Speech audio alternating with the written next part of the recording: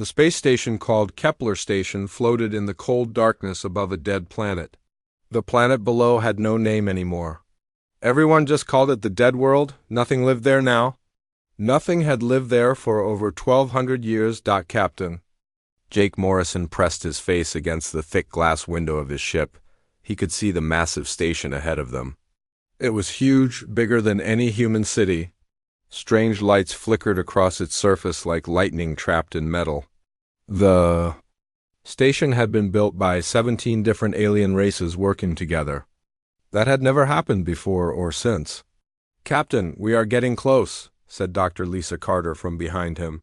She was looking at her computer screen with worried eyes. "The energy readings are getting stronger." Jake turned around. Lisa was the smartest person he knew. She studied alien life forms and had seen things that would scare most people. But right now she looked afraid. "What kind of energy?" Jake asked. "I don't know," Lisa said quietly. "My machines cannot understand it. It's like nothing we have ever seen before." Ambassador Helen Brooks walked over to them. She was an older woman with gray hair and tired eyes. She had been talking to aliens for 20 years, but this mission was different. This mission scared everyone. "The council files say the creature inside has been sleeping for decades," Helen said.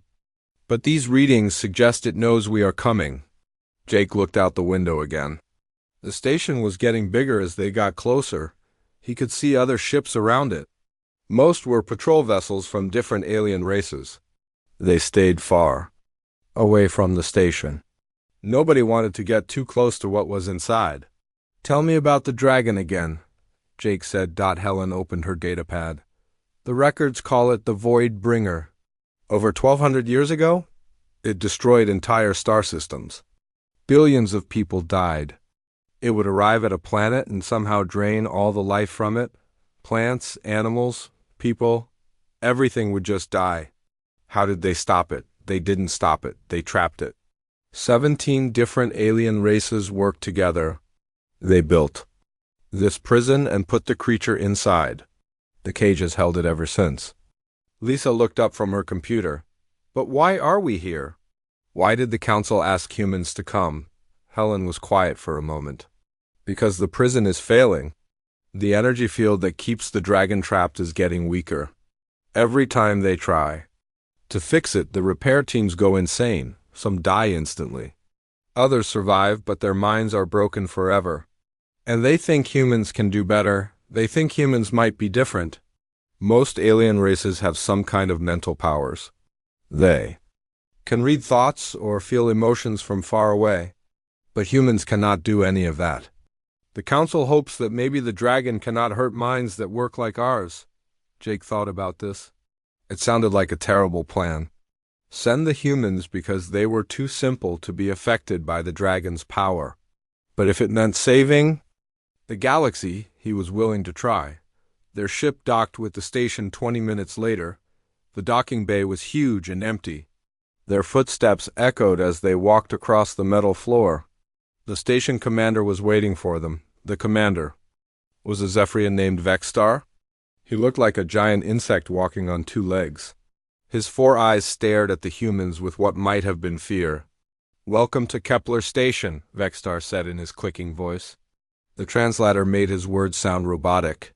"I must warn you. What you are about to see has driven many beings to madness." "We understand the risks," Jake said.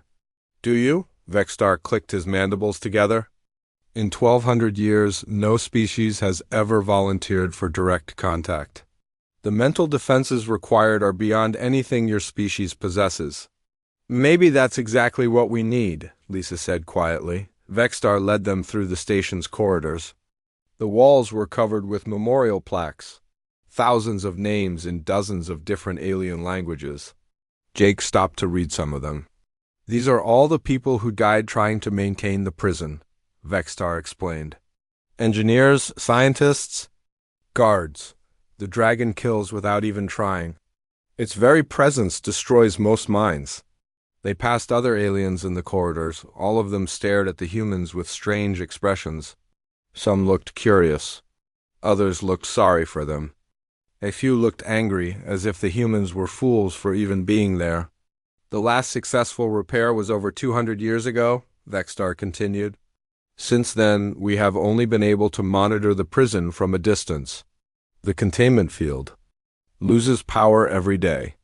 Our scientists estimate we have maybe 6 months before it fails completely. What happens then? Jake asked. Then the dragon escapes. And this time, there are no armies waiting to stop it. Most of the species that built this prison are gone now. Wars, plague, time.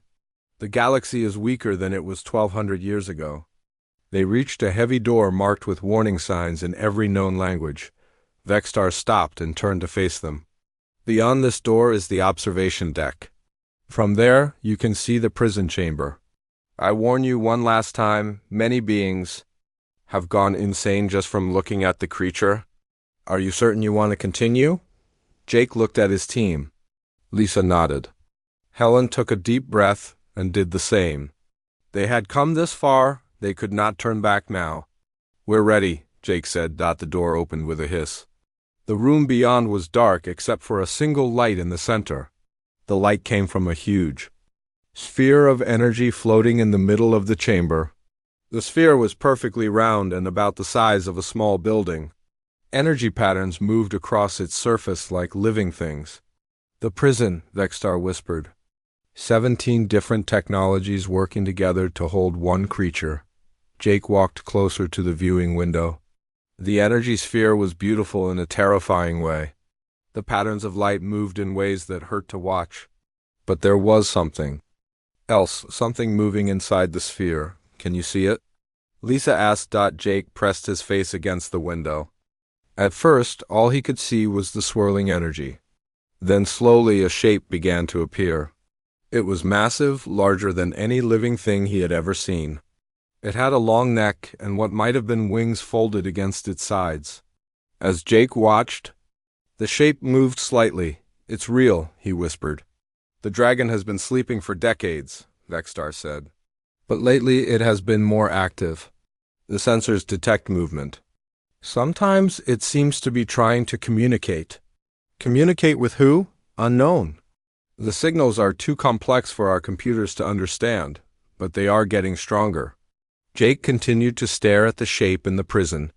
Something about it seemed familiar, though he had never seen anything like it before.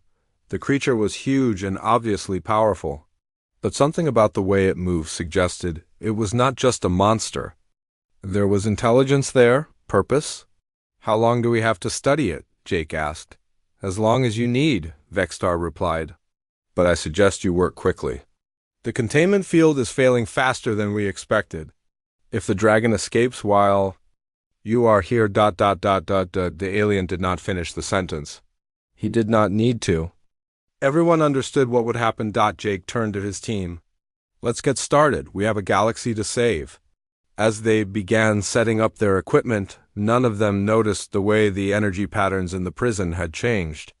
The swirling lights now moved in rhythm with their heartbeats. The dragon was no longer sleeping, it was listening.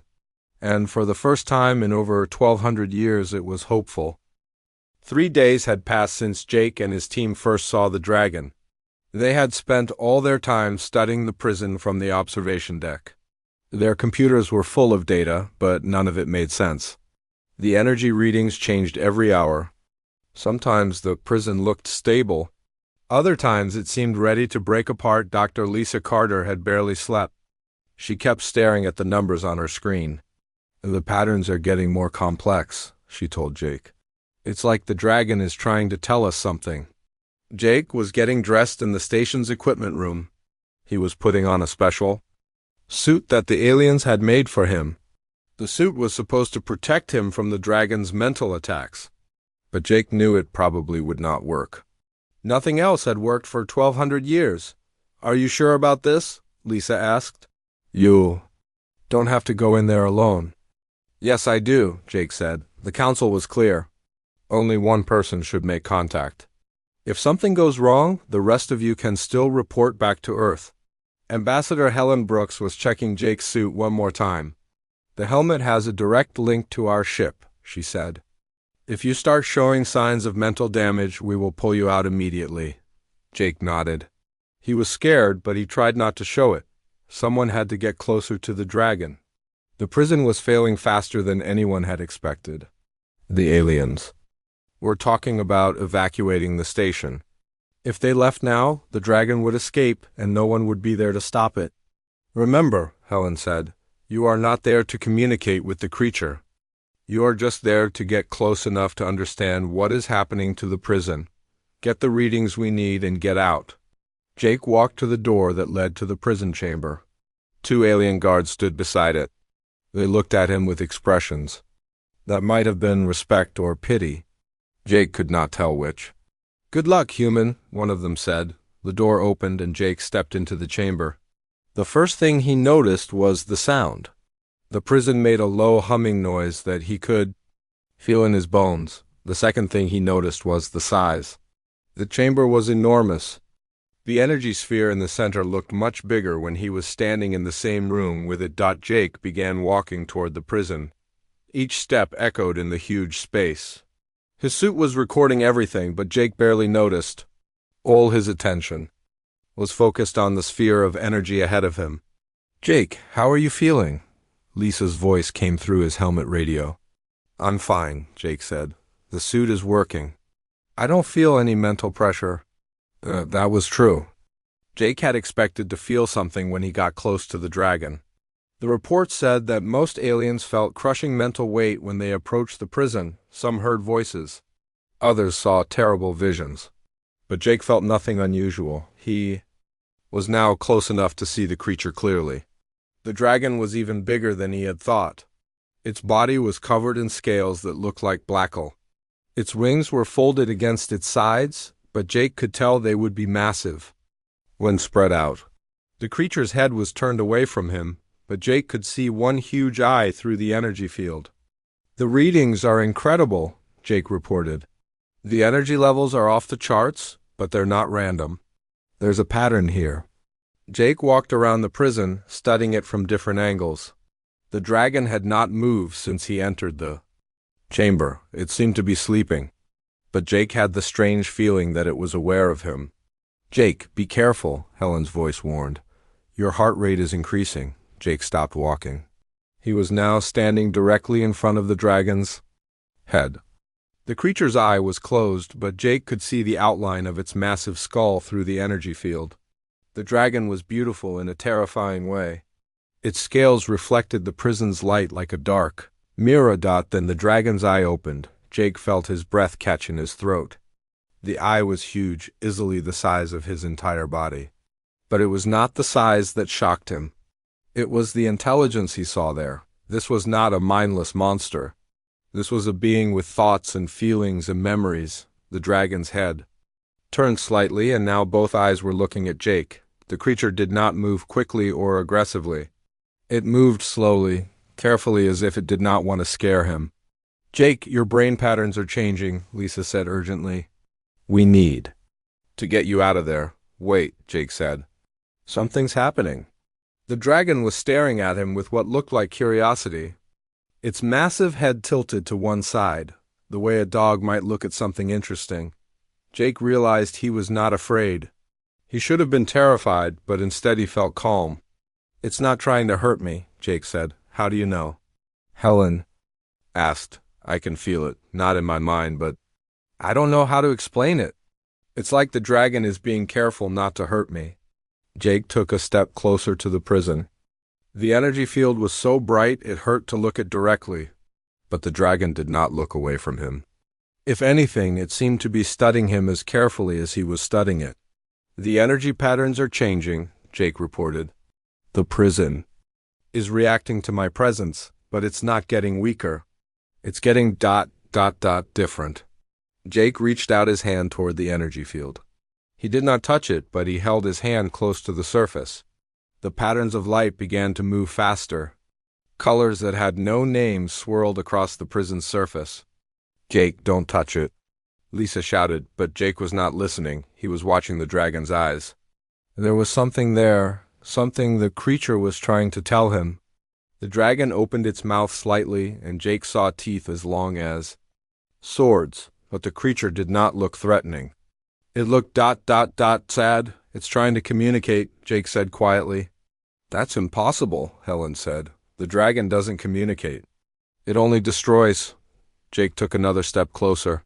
The dragon's eyes followed his movement. The creature's breathing was slow and steady. Jake could see its chest rising and falling through the energy field. Jake, your suit is detecting some kind of signal, Lisa said. It's very weak, but it's definitely there. What kind of signal? I don't know. It's not like anything in our databases. But it's directed at you? The dragon is trying to send you something. Jake felt a tingling sensation in his head. It was not painful, just strange. Like someone was gently knocking on a door that had been locked his entire life. I think it wants me to understand something, Jake said. The dragon moved its head closer to the energy field. Its eyes were now only a few feet away from Jake's face. Jake could see himself reflected in the creature's huge pupils. Jake, the containment field is fluctuating, Helen warned. The dragon's movements are affecting the prison. You need to back away. But Jake did not move. He was staring into the dragon's eyes and seeing something impossible. The creature was not trying to escape. It was not trying to break free. It was trying to protect something. The dragon isn't a prisoner, Jake said suddenly. It's a guard. What do you mean? Lisa asked. I mean, this isn't a prison. It's a fortress. The dragon isn't trapped in there. It's standing guard over something that needs to be protected. The dragon's eyes seemed to brighten when Jake said this. The creature nodded its massive head slightly, as if it was pleased that Jake finally understood. But guarding what? Helen asked. Jake looked around the chamber. The walls were covered with symbols he had not noticed before. They were carved deep into the metal and filled with the same energy that powered the prison. The symbols were moving, changing, telling a story that Jake was only beginning to understand. I think, Jake said slowly, we need to learn the real history of this place. Because everything we've been told about the dragon is wrong. The dragon watched him with ancient, patient eyes. And for the first time in over 1,200 years, it was no longer alone. Jake stood frozen in front of the dragon's prison. The creature's massive eyes were watching him with an intelligence that made him forget how to breathe. Everything he had been told about this being was wrong. The dragon was not a destroyer. It was something else entirely. Jake, you need to get out of there now, Lisa's voice crackled through his helmet radio.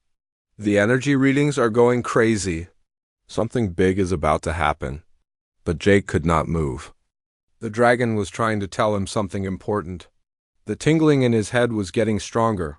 It felt like someone was gently opening a door in his mind that had been locked since birth. Just a few more minutes, Jake said. I think it's trying to show me something. The dragon moved its head even closer to the energy field. Its breath fogged the inside of the prison. Jake could see every detail of the creature's face now. The scales were not just black metal. They were covered in tiny symbols that glowed with soft light. The symbols were moving, changing, telling a story. The markings on its scales, Jake said. They're not just decorations, they're some kind of language. Jake, your brain activity is off the charts, Lisa said urgently. This is exactly what happened to the other species before they went insane. You need to break contact now. No, Jake said firmly. This is different. The dragon isn't attacking my mind. It's trying to share something with me. The tingling in Jake's head suddenly became much stronger. Images began flashing through his mind. At first they were confusing and hard to understand. But slowly they began to make sense. He saw star systems as they had been millions of years ago. Beautiful worlds full of life and color. He saw civilizations that had built cities among the stars. He saw beings of pure energy who had learned to travel between dimensions. And he saw something else. Something dark and hungry that lived in the spaces between realities. Oh my God, Jake whispered. The images were coming faster now. Jake saw the dark things breaking through into normal space. They were not like anything that existed in the real universe. They were creatures of pure hunger and destruction. They consumed everything they touched. Planets, stars, entire galaxies disappeared into their endless mouths. Jake, talk to me, Helen's voice cut through the visions. What are you seeing? The real enemy, Jake said. The dragon wasn't destroying those worlds, it was trying to save them. The dragon's eyes brightened when Jake said this. The creature nodded its massive head again. More images flooded Jake's mind. He saw the dragon fighting against the dark things. It was not alone. There were others like it, an entire race of beings who had dedicated their lives to protecting reality itself. The dragon is a guardian, Jake said. Its species was created to fight things that come from outside our universe. They've been fighting this war for millions of years. That's impossible, Helen said. The historical records clearly show the dragon destroying civilizations. The records are wrong, Jake said. Or maybe they're incomplete. The dragon was trying to close dimensional rifts before the dark things could come through. Sometimes that meant destroying a planet to save a solar system. Sometimes it meant sacrificing a civilization to save an entire galaxy. The images in Jake's mind showed him the final battle. The dragon and its kind had been losing. The dark things were too strong and too many. In desperation, the Guardians had made a terrible choice. They had sealed the dimensional rifts, but the process had trapped them on this side of reality. Most of them had died in the effort. The dragon is one of the last survivors, Jake said. It's been guarding the sealed rifts for millions of years, but it's tired. It's been fighting alone for so long. If that's true, Lisa said, then what happened 1,200 years ago? Why did the 17 species think they were capturing a monster? Jake saw the answer in the dragon's memories. The dark things had found a way to influence minds from across the dimensional barriers. They had whispered to the leaders of the 17 species, making them believe the dragon was their enemy. The species had attacked the Guardian, thinking they were saving the galaxy. They were being controlled, Jake said.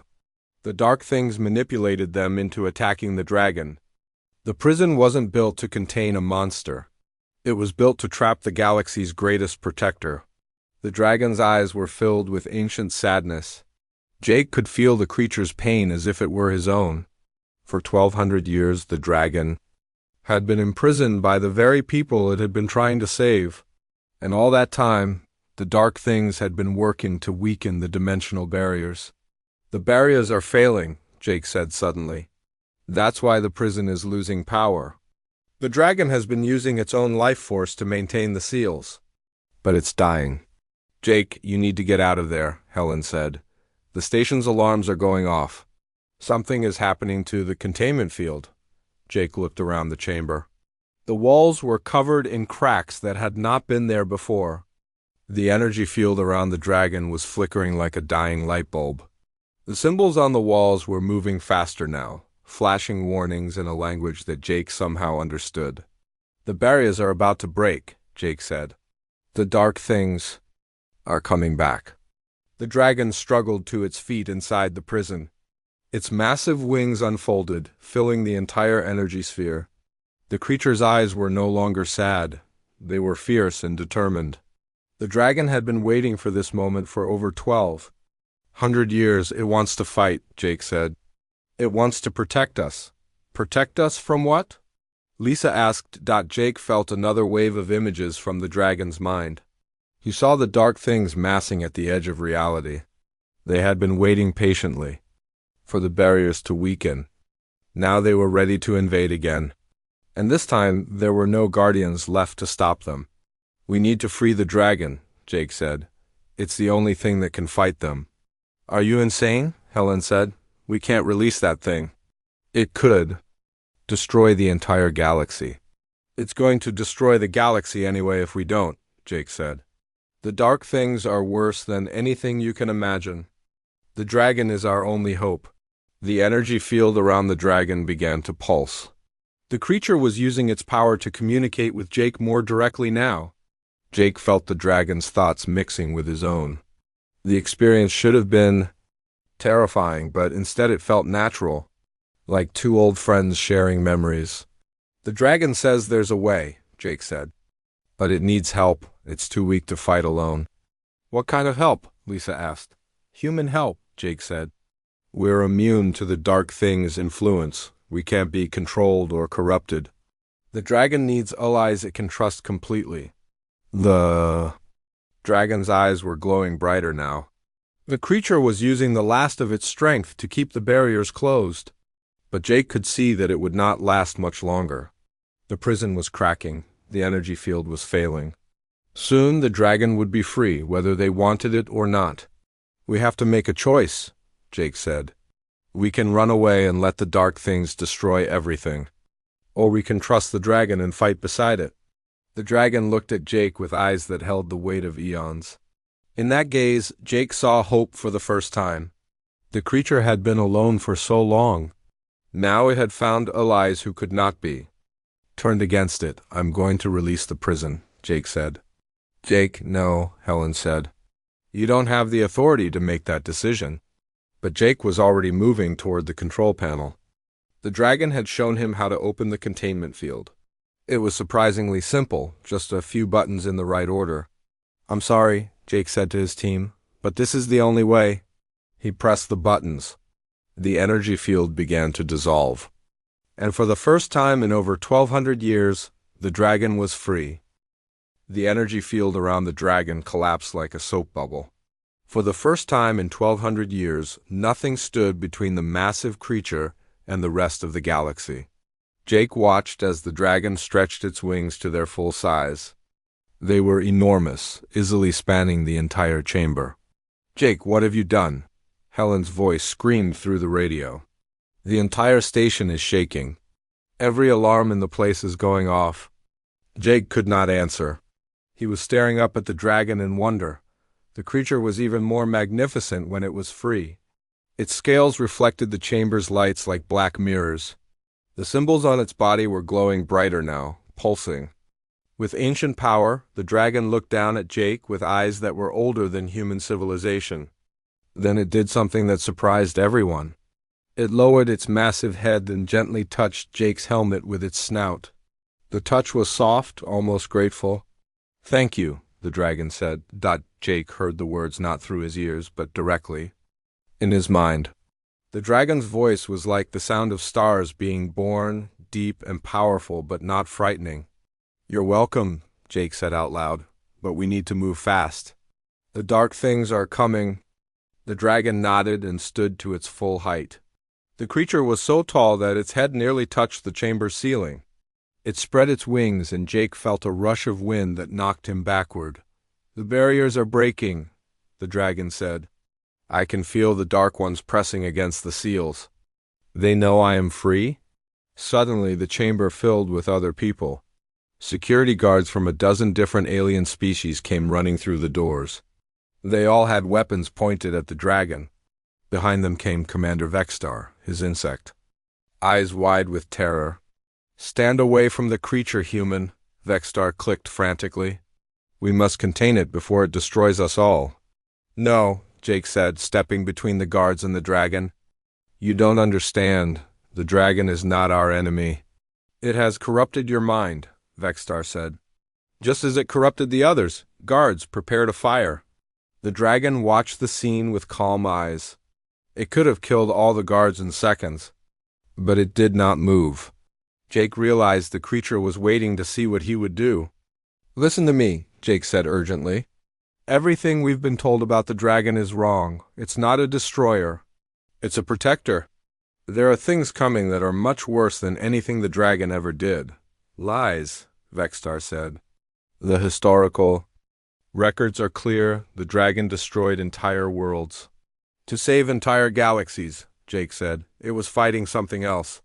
Something that comes from outside our reality. The guards looked uncertain. They had never seen the dragon act so calmly before. The creature was just standing there, watching them with patient eyes. Prove it, Vexstar said. The dragon spoke into Jake's mind again. Show them, it said. Show them what is coming. Jake walked over to the chamber's main computer terminal. The dragon had shown him how to access the station's deep sensors. Jake's fingers moved across the controls as if he had been using them his whole life. Look at this, Jake said, the main screen. lit up with sensor readings from the edge of the galaxy. At first, everything looked normal. Then Jake adjusted the settings to show dimensional distortions. The screen filled with red warnings. "What are those?" Vexstar asked. "Rifts," Jake said. "Tears in the fabric of space itself. They're opening." All along the galactic rim. The guards lowered their weapons slightly. They had never seen readings like these before. The distortions were massive, bigger than entire solar systems.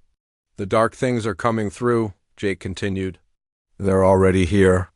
As if summoned by his words, the station's emergency sirens began blaring. A new voice came over the communication system. It was Admiral Kelly Price from the Earth fleet that had been stationed near the edge of the galaxy. "This is Admiral Price to all Council forces," the voice said. "We are under attack by unknown entities. They appeared out of nowhere.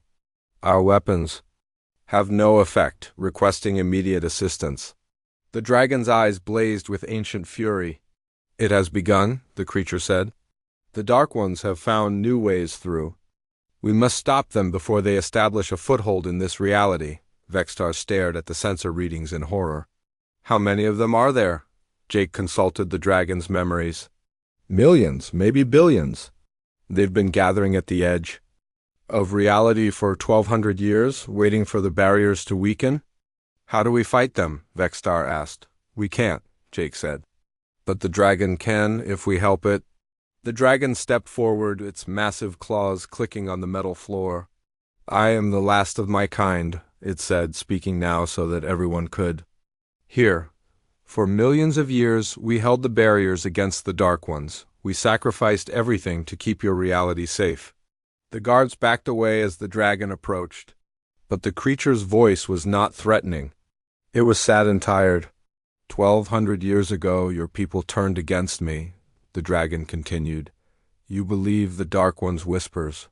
You thought you were saving the galaxy by imprisoning me. Instead, you doomed it. What do you need from us?" Jake asked.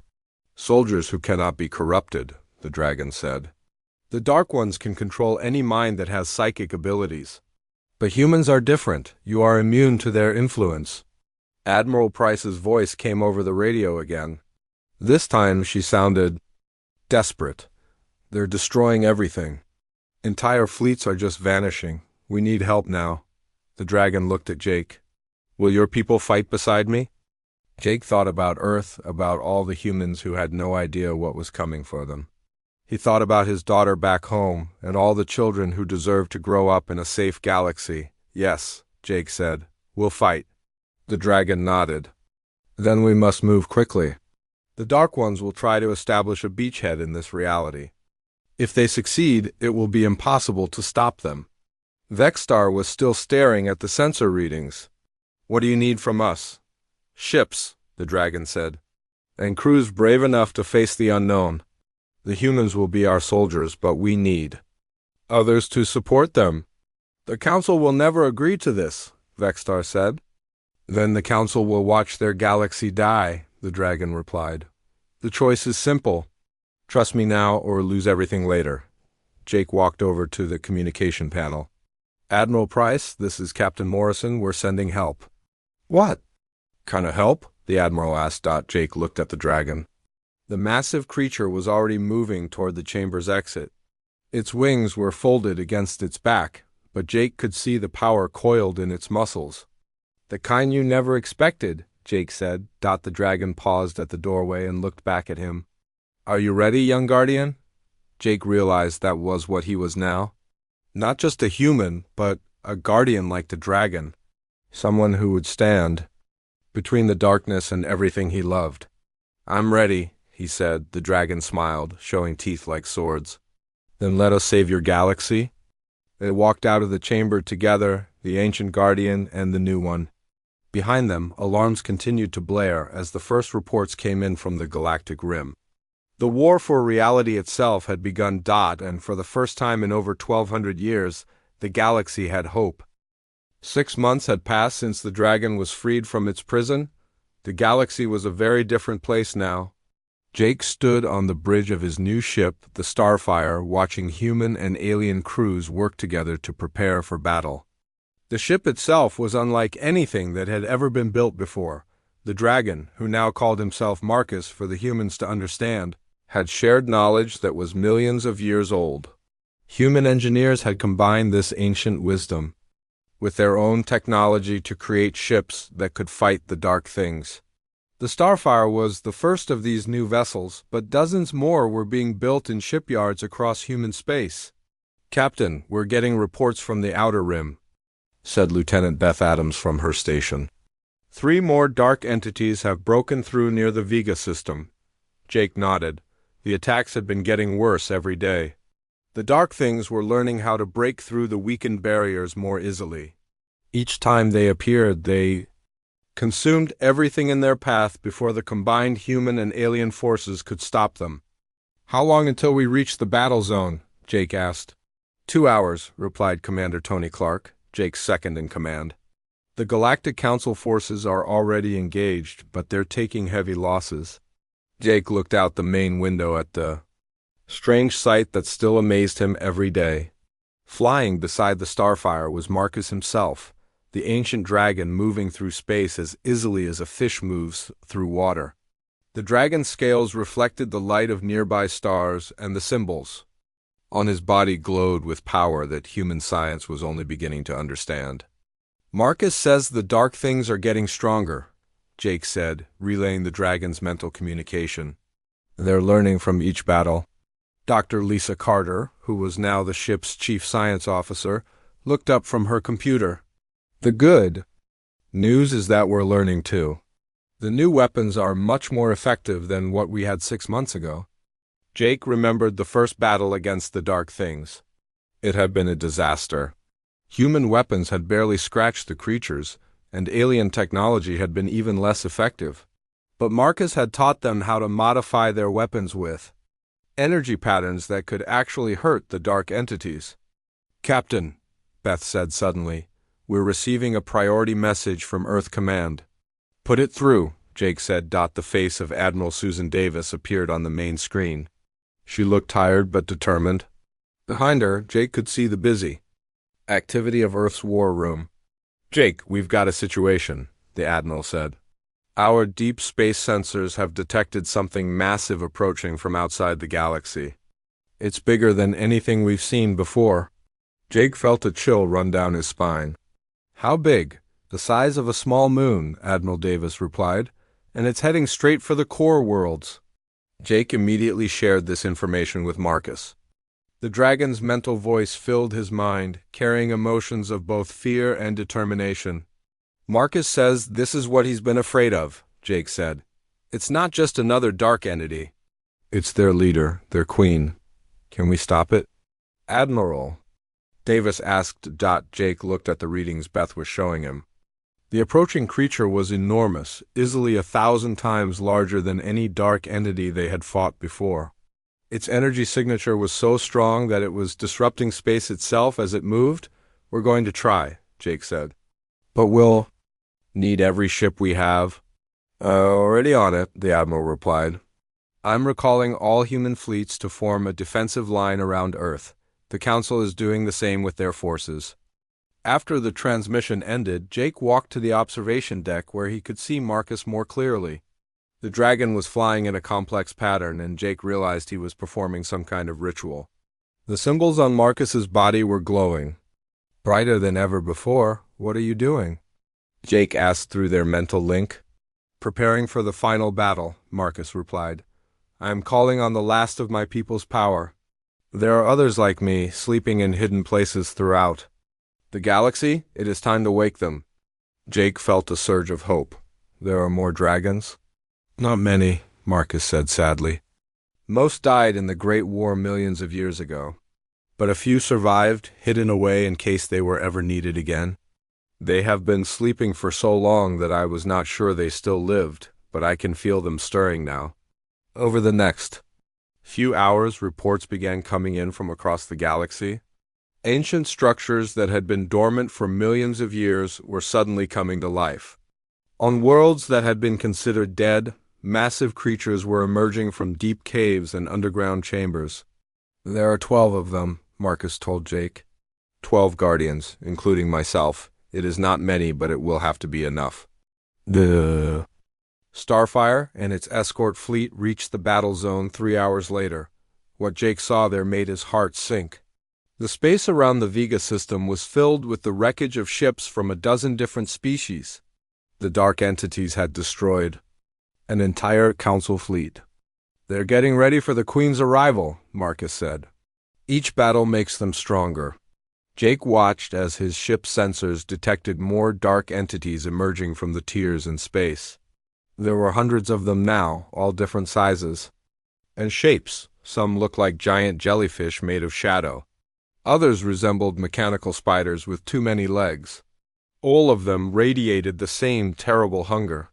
"All ships prepare for battle," Jake announced over the fleet communications. "Remember, we're not just fighting for ourselves, we're fighting for every living thing in the galaxy." The battle began immediately.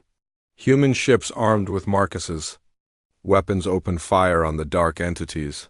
The new energy weapons were much more effective than anything they had used before, but there were so many enemies that it seemed hopeless. The other dragons arrived. Jake watched in amazement as 12 massive forms came flying through space toward the battle. Each dragon was different. Some were larger than Marcus, others smaller. Some had extra wings or different colored scales. But all of them carried the same ancient power. "My siblings," Marcus said with joy in his mental voice, "we fight together." Once more, the dragons spread out through the battle zone, each one engaging multiple dark entities at once. Their claws and teeth could tear through the creatures' shadowy bodies, and their breath weapons created explosions of light that made the dark things scream and retreat. But even with the dragons' help, Jake knew they were still outnumbered. The Dark Queen was getting closer, and when she arrived, her presence alone might be enough to overwhelm their defenses. "We need a new plan," Jake said to Marcus. "There is one way," the dragon replied, "but it requires great sacrifice." Jake felt Marcus's plan flow into his mind. The dragons could combine their power with human technology to create a weapon powerful enough to destroy the Dark Queen, but using it would require the dragons to give up their own lives? "No," Jake said immediately. "There has to be another way." "There is not," Marcus said gently. "This is what we were created for, to protect reality itself no matter the cost." Jake looked around the bridge at his human crew. They were all young people who had volunteered to fight an enemy they barely understood. They deserved to live in a galaxy free from the dark thing's hunger. "What do you need us to do?" Jake asked, Marcus's ancient eyes filled with gratitude. "Help us aim true, young guardian, and remember us." The final battle was about to begin.